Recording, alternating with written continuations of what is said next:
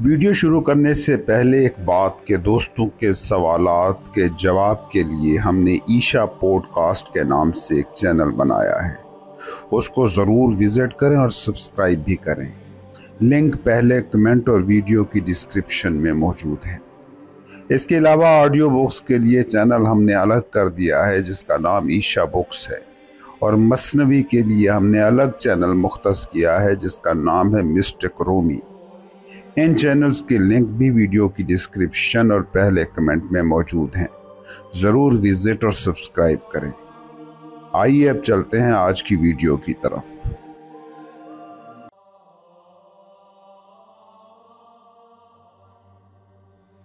سوال: میں اس بات پر یقین کر ہی نہیں سکتا کہ انسان کبھی اس مقام تک پہنچے گا جہاں وہ مسائل سے آزاد ہو جائے۔ جواب: آپ بالکل درست فرما رہے ہیں، آپ کبھی اس مقام تک نہیں پہنچ سکتے، کیونکہ جہاں آپ پہنچے ہوئے ہیں وہاں پہنچنا کیسا؟ جہاں آپ ہو سکتے ہیں وہ مقام یہی لمحہ موجود ہے جہاں پہلے سے موجود ہیں۔ ٹائم میں موجود ہونا اور دکھوں مسائل سے نجات پا لینا، یہ دو متضاد باتیں ہیں، یہ ایک جگہ کبھی اکٹھی نہیں ہوں گی۔ آزادی چاہیے تو وہ مستقبل میں نہیں ہے، آزادی صرف اسی پل میں، اسی لمحہ موجود میں ہے۔ لمحہ موجود میں موجودگی ہی آزادی کی چابی ہے۔ دوسرا سوال: مجھے سمجھ نہیں آ رہی کہ کیسے میں لمحہ موجود میں آزاد ہو سکتا ہوں۔ میں اس وقت پریشان ہوں، افسردہ ہوں، یہ ایک سامنے کی حقیقت ہے، اور اگر میں خود کو بس یہ یقین بیٹھا دلاتا رہوں کہ نہیں سب ٹھیک ہے، تو یہ خود کو دھوکے دینے جیسا نہیں ہے، جبکہ سب ٹھیک ہرگز بھی نہیں ہے۔ میرا لمحہ حال، میرا یہ پل ناخوش ہے، یہ آزاد تو ہرگز بھی نہیں ہے۔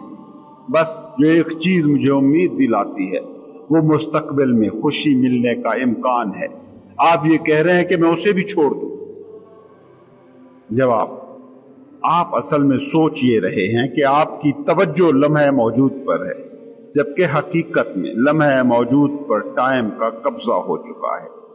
یہ ممکن ہی نہیں کہ آپ ناخوش ہوں اور اسی وقت لمحہ موجود میں بھی ہوں۔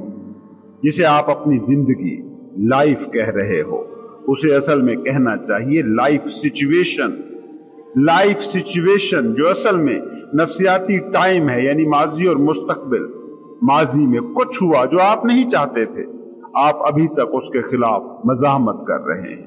جو ماضی میں ہوا اور جو ہے اب اس کے خلاف بھی مزاحمت کر رہے ہیں، بجا کہ امید آپ کو مائل با حرکت رکھتی ہے، مگر یہی امید آپ کی ساری توجہ کو سمیٹ کر مستقبل پر مرکوز بھی کر دیتی ہے۔ مستقبل پر یہ مسلسل فوکس آپ کو مجبور کرتا ہے کہ لمحہ موجود سے انکار کریں، اور یہ چیز تخلیق کرتی ہے انہیپینس، ناخوشگواری، دکھ۔ سوال نمبر 3: بجا کہ میری موجودہ لائف سچویشن ماضی کا نتیجہ ہوگی، مگر بہرحال یہ اب اس وقت تو میری زندہ سچویشن ہے اور میں اس میں پھنسا ہوں، یہ چیز مجھے انہیپی کر رہی ہے۔ جواب: تھوڑی دیر کے لیے اپنی لائف سچویشن کو چھوڑیں اور خود لائف پر توجہ کو دیں۔ لائف سچویشن کا وجود ٹائم میں ہے، جبکہ لائف لمحہ موجود میں برپا ہو رہی ہے۔ لائف سچویشن ذہنی مواد ہے، کنٹینٹ آف مائنڈ، جبکہ لائف ریئل ہے، حقیقی۔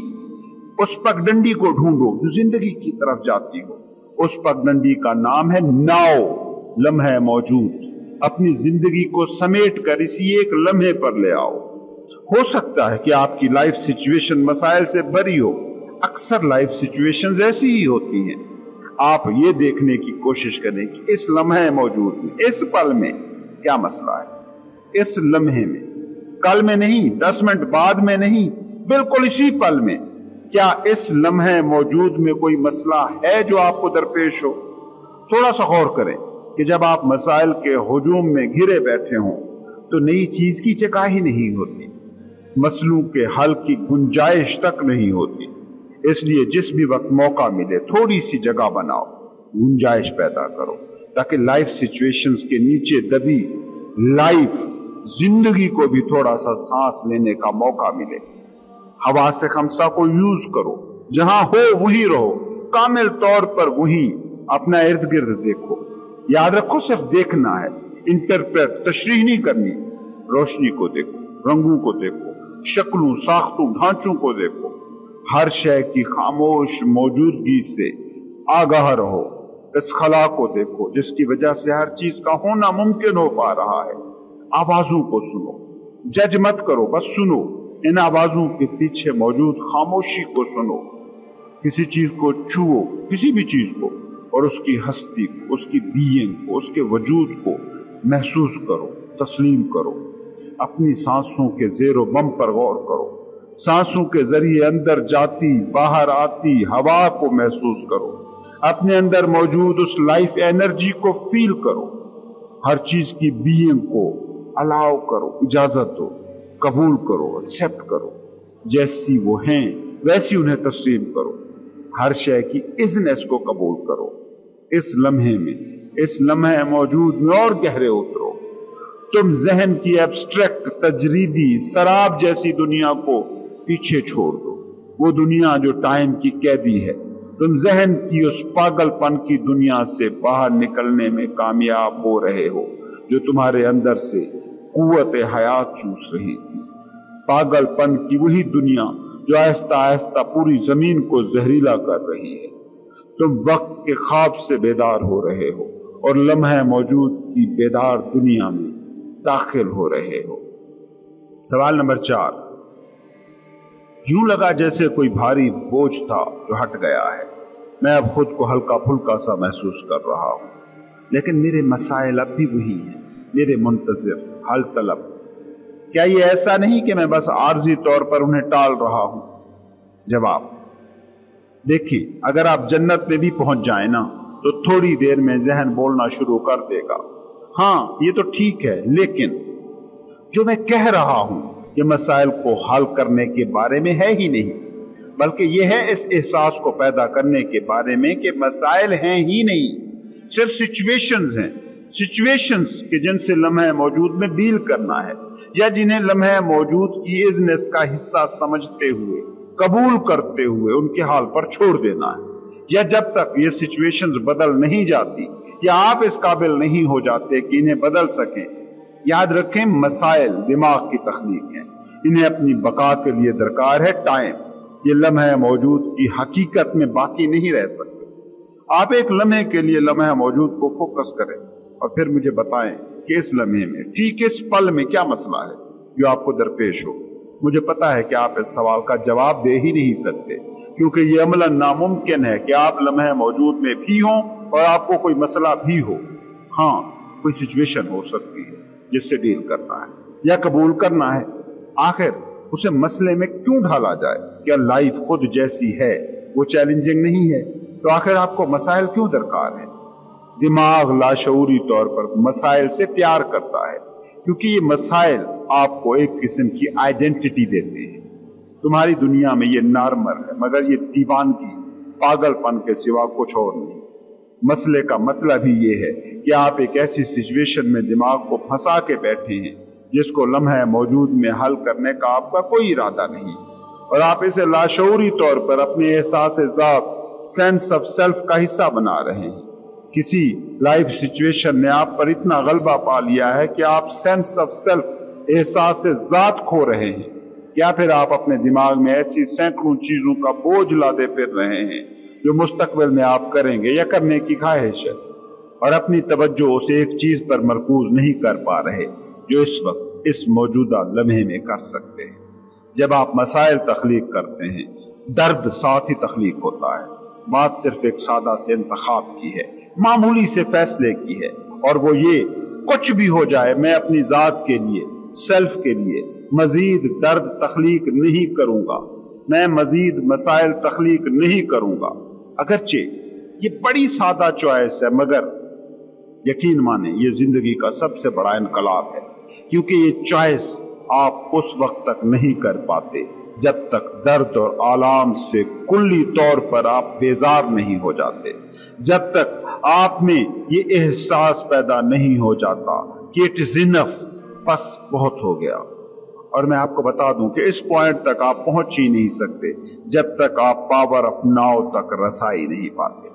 याद रखें, जब आप अपने सेल्फ के लिए दर्द तख्लीक करने से रुक जाते हैं, आप फिर दूसरों के लिए भी दर्द की वजह नहीं बनते। न मसला साजी की मायूसी से इस हसीन दुनिया अपने बातिन और इंसानों की इज्तमाई नफ्सियात को जहरीला और आलूदा करने वाले रह जाते हैं। कभी गौर किया कि अगर आप किसी ऐसी सूरत हाल में फंस गए हों जहां बात जिंदगी मौत की हो, तो उस सूरत हाल को आप मसला नहीं कहते, क्योंकि हंगामी सूरत हाल थी और जहन के पास वक्त ही नहीं था कि वो इस सूरत हाल को मसले में ढालता, आपको चकमा देता, बेवकूफ बनाता और सिचुएशन को प्रॉब्लम में ढालता। शदीद हंगामी सूरत हाल में जहन रुक जाता है, आप मुकम्मल तौर पर लम्हे मौजूद में हाजिर बाश हो जाते हैं और उस वक्त कोई देख किनार ताकत होती है जो कंट्रोल संभाल लेती है। ये जो आप अखबारों और मीडिया में पढ़ते और देखते हैं कि आम लोगों ने बसा औकात ऐसे हैरत अंगेज कारनामे सर अंजाम दे दिए कि दुनिया दंग रह गई, ये ऐसी ही हालत में होता है। याद रखें, हकीकी हंगामी सूरत हाल में चाहे आप कामयाब हों या ना हों, दोनों सूरतों में ये सूरत हाल मसला नहीं बनती। जब मैं कहता हूं कि प्रॉब्लम शराब हैं, हकीकत नहीं है, तो लोग मुझ पे नाराज होते हैं। वजह उसकी ये है कि वो जो हैं, मैं उनका वो होने का एहसास छीन रहा होता हूं। उन लोगों ने अपने फॉल्स सेंस ऑफ सेल्फ, झूठे एहसास ज़ात पर बड़ी सरमायाकारी कर रखी होती है। लाशऊरी तौर पर अपने कई साल इन लोगों ने मसाइल और आलाम को अपनी शनाख्त को मुतय्यन करने के लिए दे रखे होते हैं।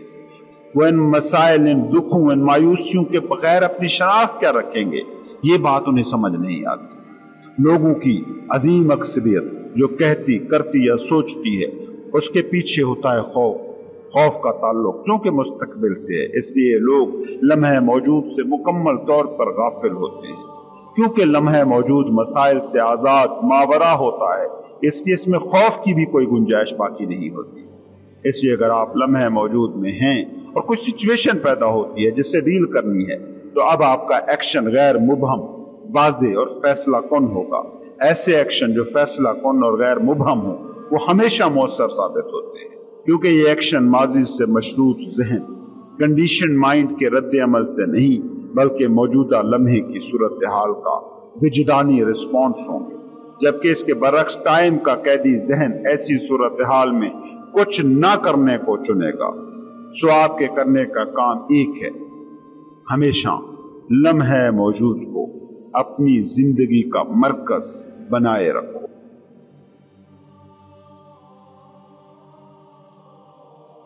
जर्मन मुफक्किर और फलसफी इमानुएल कांट कहता था कि चीज जैसी हो वैसी कभी भी नहीं जानी जा सकती। हम उसे वैसा जानते हैं जैसा हम उसे जान सकते हैं। इस बात को समझने की कोशिश करो। हम जो जान सकते हैं उसका इन्हिसार जानी गई चीजों पर नहीं होता, बल्कि हमारे जान सकने की सलाहियत पर होता है। कई चीजें हैं जो हमें नजर आती हैं, मगर छिपकली शायद उन्हें ना देख सकती हो। कुछ चीजों को चूहे देख पाते हों और हम ना देख पाते हों। कुछ आवाजें जो आप नहीं सुन सकते, वो कुत्ते, हाथी सुन सकते हों, और कुछ आवाजें जो आप सुन पाते हों, वो मछली, कछुए ना सुन सकते हों। तो आप जिन भी चीजों के बारे में जानते हैं, वो उन चीजों की हकीकत होती ही नहीं है, वो आपकी सलाहियतों का रिजल्ट होता है। मतलब ये है कि जिसको भी आप ऑब्जेक्टिव हकीकत मान रहे हो, वो भी ऑब्जेक्टिव नहीं है, इंतहाई सब्जेक्टिव है। याद रखो, जो भी तुम देखते हो उसमें देखने वाला शामिल होता है, और जो ही देखने वाला भी देखने के अमल में शामिल होता है, चीज वैसी नहीं रहती जैसी वो है। इस बात को समझें कि जैसे ही आप किसी चीज को देखते हैं, किसी चीज को जानते हैं, तो आपके दिमाग में उसका पैटर्न पहले से मौजूद होता है, जो दिमाग फौरन सामने ला के रख देता है। आपने एक तस्वीर दिमाग में सेव कर रखी है जिस पर खजूर के दरख्त का लेबल लिखा हुआ है। अब आप हजारों भी खजूर के दरख्त देखें तो वो कद, शक्ल, साख्त में हजार भी रंग के हों, आप कुछ भी नहीं देख रहे होते, बल्कि उस तस्वीर को देख रहे होते हैं जिस पर खजूर का दरख्त लगा है और जो बस आपके दिमाग में मौजूद है। और दिमाग चीज़ों को जो लेबल देता है उसकी नेचर डुअल है, उसमें सनवियत होती है, दोहरापन होता है, अपोजिट होता है। इस बात को ध्यान में रखो कि दिमाग किसी भी चीज को जानता है उसके अपोजिट की वजह से, मुतजाद मुतसादम की वजह से। वो दिन को जानता है रात की वजह से, दुख को सुख की वजह से, स्याह को सफेद की वजह से।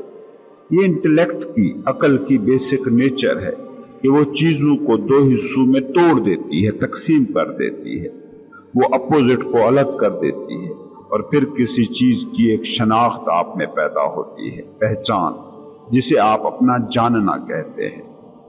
अना जो दिमाग की तख्लीक है वो इसी डुअलिज्म, इसी सनवियत, इसी दो की दुनिया में काम करती है। मैं कहता हूं कि मैं गुस्सा नहीं करता, सिर्फ मुआफ करता हूं। लेकिन कभी आप सोचते हैं कि बगैर गुस्से के मुआफी क्या मतलब? अगर आप गुस्सा ही नहीं हुए तो माफ करना कोई चीज ही नहीं रह जाता। माफ करने के लिए पहले गुस्सा करना नागुज़ीर है। मुआफी गुस्से का ही साया है। इंसान का मसला यह है कि वो अपोजिट पैदा करता है और चीज को समझता है।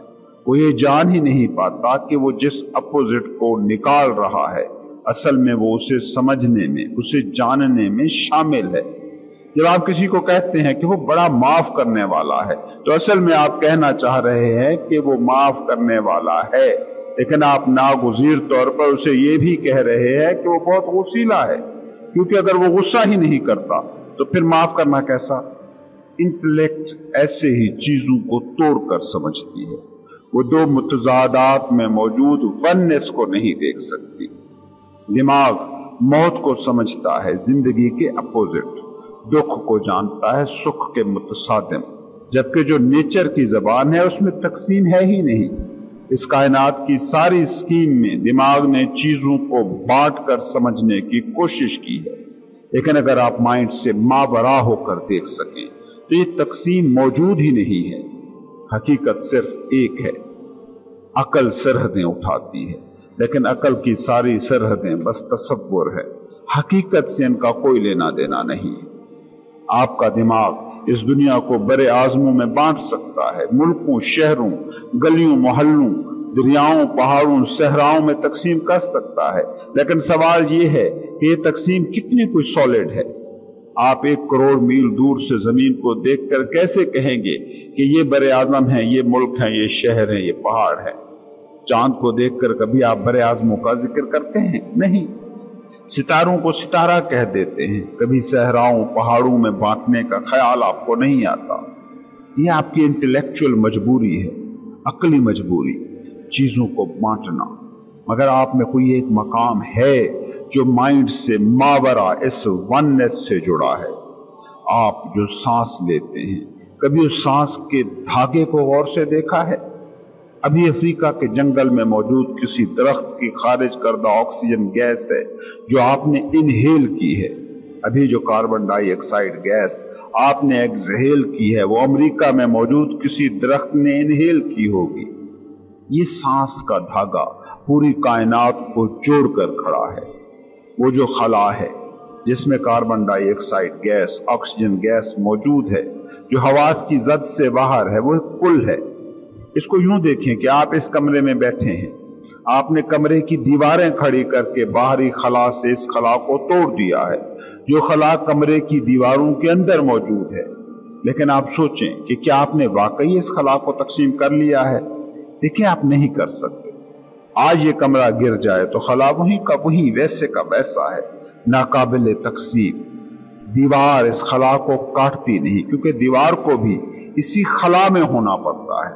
दीवार के जर्रे जर्रे में खला भरा हुआ है। आप एक घड़ा कहीं से ले आए, घर पहुंचे, वो घड़ा टूट गया तो क्या कहेंगे कि ये जिस जगह घड़ा टूटा है ये खला वहीं का है जहां से आप घड़ा उठा के लाए थे? नहीं, वो खला वहीं का है, वो नाकाबिल तकसीम है, वो टूटने वाला है ही नहीं। تو اس بات کو سمجھو کہ جو باہر کا خلا اور کمرے کا اندر کا خلا ہے وہ دو نہیں ہے، وہ ایک ہی ہے۔ اب اسی کمرے کی مثال کو اپنے جسم پر لاگو کریں۔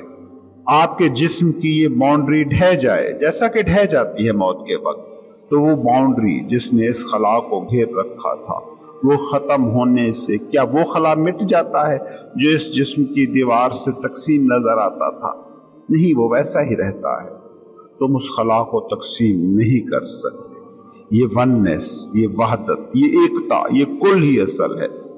دماغ کی تقسیم کی دنیا بس کام چلاؤ ہے، ایک عارضی انتظام ہے جو ایک ذہنی و مادی ڈھانچے کے طور پر آپ 60-70 سال کے لیے چلاتے ہیں۔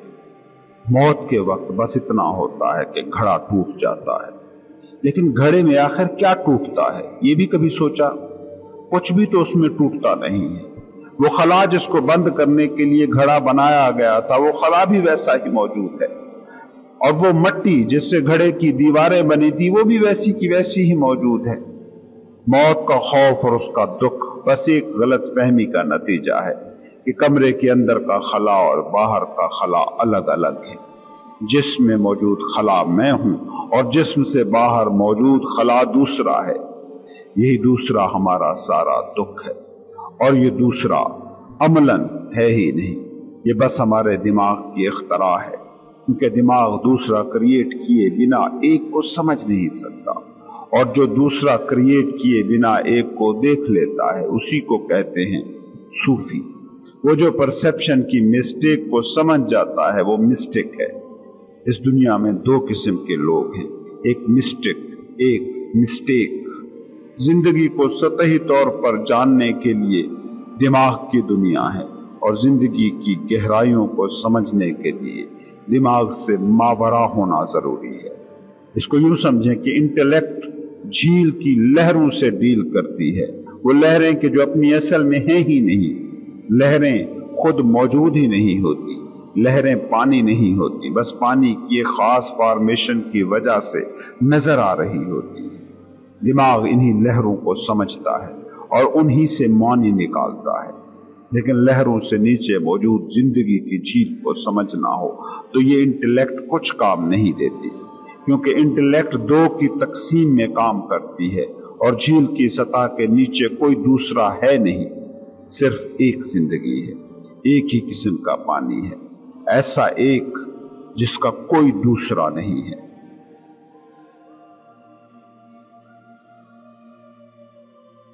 سوال: سچی بات ہے کہ یہ جو ٹرم آپ استعمال کر رہے ہیں بینگ، اس کا مفہوم میں ابھی تک نہیں سمجھ پایا۔ اگر مچھلی میں انسان کا دماغ ہوتا اور اس سے کوئی سوال کرتا کہ پانی کیا ہے تو مجھے بتائیے، مچھلی کا جواب کیا ہوتا؟ پلیز بینگ کو سمجھنے کی کوشش مت کریں۔ ایسا ہرگز بھی نہیں کہ آپ بینگ کو جانتے نہیں ہیں، اس کے آشنا نہیں ہیں، اس کی کئی جھلکیاں ہر ایک نے دیکھ رکھی ہیں، مگر ذہن ان نظاروں کو سکیڑ کر ایک چھوٹے سے باکس میں بند کر دیتا ہے اور پھر اس باکس پر ایک لیبل لگا دیتا ہے۔ بینگ کو اس طرح سے سمجھنا ناممکن ہے۔ بینگ علم کی سرحد میں موجود کوئی چیز نہیں ہو سکتی۔ بینگ کی حالت میں سبجیکٹ اور آبجیکٹ، فاعل اور مفعول ایک ہو جاتے ہیں۔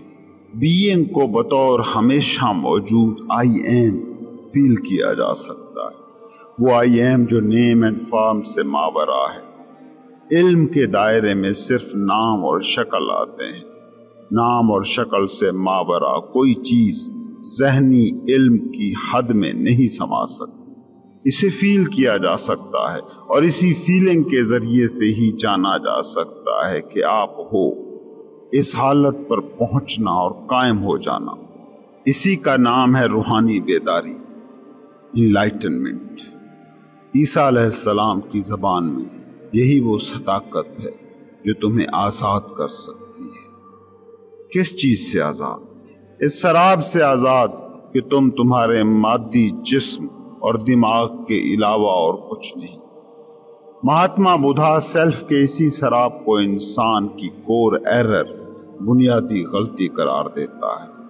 خوف سے آزاد، خوف کی بے شمار شکلوں سے آزادی، وہ خوف کے جو سیلف کے اسی سراب سے جنم لیتے ہیں، اس خوف سے آزادی کہ جو آپ کا حقیقی دشمن ہے اور جس وقت تک رہے گا ہی رہے گا جب تک آپ اپنا احساس سے ذات ناپائیدار، عارضی، مائل با زوال فارم اور سٹرکچر سے اخذ کرتے رہیں گے۔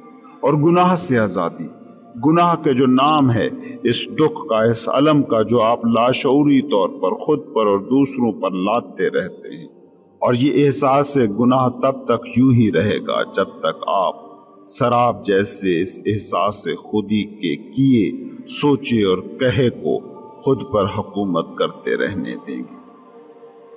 سوال: مجھے یہ لفظ گناہ پسند نہیں آیا۔ اس سے ایسا لگتا ہے جیسے مجھے جج کیا جا رہا ہے، گلٹی فیل کرایا جا رہا ہے۔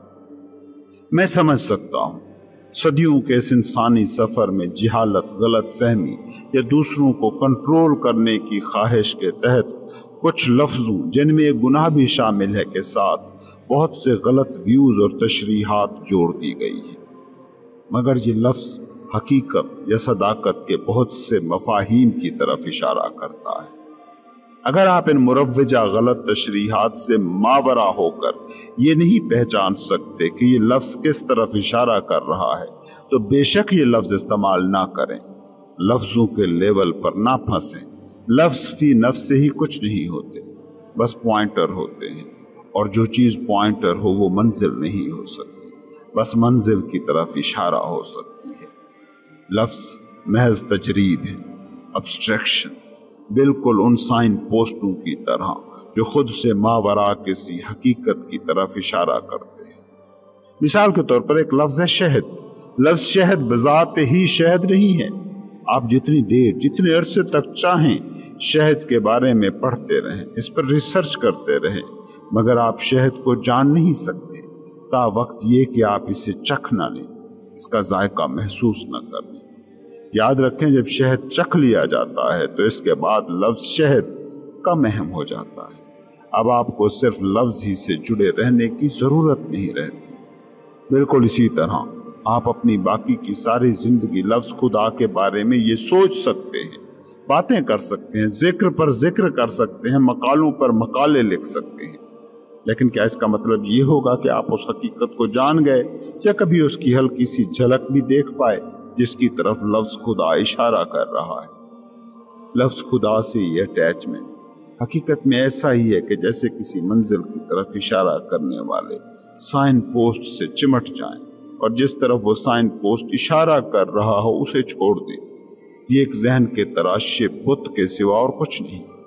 اس مثال کو برعکس شکل میں بھی دیکھا جا سکتا ہے۔ مثلا کسی بھی وجہ سے آپ کو لفظ شہد سے چڑ ہو جاتی ہے، آپ اس لفظ کو ناپسند کرنا شروع کر دیتے ہیں، تو ہو سکتا ہے کہ اس ذہنی رویے کی وجہ سے آپ ہمیشہ شہد کو چکھنے کی لذت ہی سے محروم ہو جائیں۔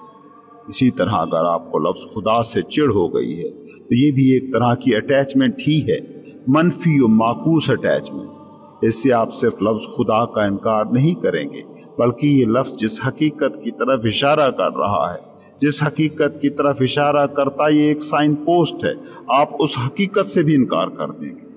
لفظ سے نفرت یا چڑ کا مطلب یہ ہوگا کہ آپ اس حقیقت کو تجربے میں لانے کے امکان، اس کی پاسبلٹی سے بھی خود کو محروم رکھ رہے ہیں، جس حقیقت کی طرف یہ لفظ محض ایک اشارہ ہے۔ لفظوں سے جڑنے یا چڑنے کا یہ سارا کھیل بس ایک وجہ سے ہے، اور وجہ یہ ہے کہ آپ نے اپنے آپ کو اپنا دماغ سمجھ لیا ہے، خود کو مائنڈ کے ساتھ آئیڈینٹیفائی کر لیا ہے۔ اب آپ کے سوال کی طرف آتے ہیں کہ گناہ کا لفظ آپ اپنے لیے استعمال نہیں کرنا چاہتے، تو اگر کوئی لفظ اب آپ کے کام کا نہیں ہے ترک کر دیں، کوئی اور لفظ چن لیں جو کام کا ہو، جو اس فیلنگ کو پورٹرے کر سکے۔